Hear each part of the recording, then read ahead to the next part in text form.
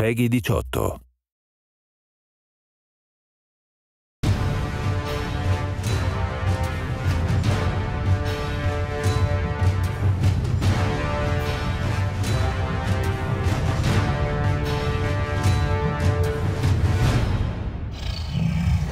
Poster of Lord of the Rings when I was a kid. That was way before the movies came out. If you'd read Lord of the Rings, it was quite a cool thing, you know. My first exposure to Lord of the Rings was realizing I needed to run to the bookstore to discover something about this Tolkien, and the person in the bookstore said, "Tolkien?" I said, "Yeah," sort of feeling stupid, and they brought me over and showed me, you know, here's a whole shelf, and there you go. There's like 50 things. It is incredible the kind of cultural force that The Lord of the Rings continues to be. In the 50 years since they've been published, The Lord of the Rings has sold over 150 million copies. And the movies, of course, were some of the top-grossing movies of all time, over $5.9 billion in sales.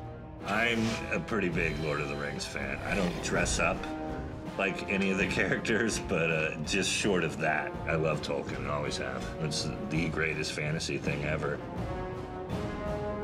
When I was a kid, we would listen to the Hobbit audio tapes and the Lord of the Rings audio tapes. And the book has always been kind of a pretty significant feature in our house. When Return of the King came out, I started crying when the opening sequences rolled. That's how big a fan I am. It's got a love story, it's got battles, it's got the fight of good against evil, it's got, you know, how do you make decisions, how do those decisions influence people around you and influence the world around you, you know? So it's a very big book in that regard. I was waiting with bated breath for the movies, probably from when I first heard they were in production. The Two Towers I probably watched at least 25 times, and I probably watched Return of the King about 35 times. Fellowship of the Ring, I saw in theaters once a week for an entire month with my mom. I feel like every dude wanted to be Aragorn until the movies came out, and then everyone was like, Legolas, Legolas, but no, diehard Aragorn fan all the way for me. He was tall, dark, mysterious. Maybe I had a crush on Aragorn, and I'm realizing that now. When the standoff between Gandalf and the Balrog happened, and he has that amazing line, like, "You shall not pass!" And then he falls, and you're like, Gandalf died. And then you're like, no, he doesn't. He comes back as the White Wizard. Love that part, too. As much as it is about adventure and fighting and wars and everything else, ultimately what he was writing was about how precious it is to have. Precious is probably the wrong word to use. Precious. So I ordered from Skyball the replica of the ring, and I wore it on a necklace for about a year. That was an interesting year of my life.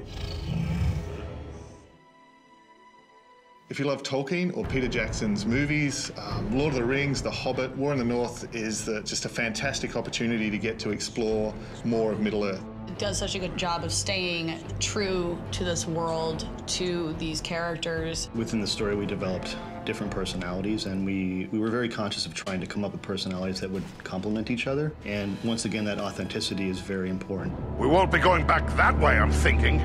The look and feel of a game for me is a deal breaker. If the environments don't feel immersive and look great, then I get really annoyed. And I have to say that the look and feel of War in the North it's beautiful. There's such an array of places where they travel to. It gives you the opportunity to see environments and explore places, things which are just names in the books. Like Fornost, for instance, the ruined city of the Dunedain. And you actually get to go and travel in it. They made you feel as if you're in the Mirkwood or running around in Mount Gundabad. These are places that you've read about or seen in the movies, and they look and feel a lot like that in the game. I like the organic feel of it, you know, the castle walls are kind of crumbling down and the bows and arrows are made of pieces of wood. You know, it's not all really slick and kind of polished. Expect to see some very familiar faces from the films, but also some from the books that weren't in the films, that no one's really seen before. I present to you Elladan and Elrohir, the sons of Elrond Halfeld. Lord of the Rings brings out the best in artists. And I think this game is another example of how much it means to the people who are designing them. The second I sat down in front of the game, I knew I was playing a Lord of the Rings game. If it didn't say it was a Lord of the Rings game, I'd say, why are these guys ripping off Lord of the Rings?